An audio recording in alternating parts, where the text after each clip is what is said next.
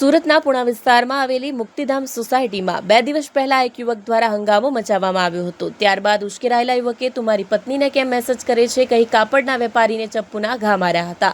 આ સમગ્ર ઘટના સીસીટીવીમાં કેદ થઈ જવા પામી છે। ચપ્પુથી હુમલો કરતા યુવકને મહિલાઓએ પકડી લેતા કાપડ વેપારીનો બચાવ થયો હતો। આ મામલે પુણા પોલીસમાં હત્યાના પ્રયાસનો ગુનો નોંધી આરોપી યુવકની ધરપકડ કરી હતી। આ સાથે યુવકની સાથે રાખી ઘટનાસ્થળે રિકન્સ્ટ્રક્શન કરવામાં આવ્યું હતું। મળતી માહિતી પ્રમાણે પુણામાં વિક્રમનગર સોસાયટીમાં રહેતા ઉદય મનુભાઈ પટગીર બોમ્બે માર્કેટ પુણા રોડ ખાતે આવેલા અનુપમ પ્લાઝામાં રુદ્ર ક્રિએશનના નામે લેલપટ્ટી કુર્તી બનાવવાનું કારખાનું ચલાવે છે। ગત 18 જુલાઈના રોજ ઉદય પટગીર દુકાનેથી ઓળખીતા લાભુબેનના ઘરે મુક્તિધામ સોસાયટી પુણા લેસપટ્ટીનો માલ લેવા ગયા હતા। જ્યાંથી માલ લઈ મોપેડ પર જવા નીકળતા હિતેશ નકોમે ધસી જઈ ગાડાગાડી શરૂ કરી દીધી હતી। રસ્તા પર જ ઉદય અને હિતેશ વચ્ચે ઉગ્ર બોલાચાલી થયા બાદ મામલો વધુ ગંભીર બન્યો હતો। ઉશ્કેરાઈને હિતેશે કમરના ભાગે છુપાવેલું ચપ્પુ કાઢી ઉદય પટગીર પર ઉપરા છાપરી ઘા મારી દીધા।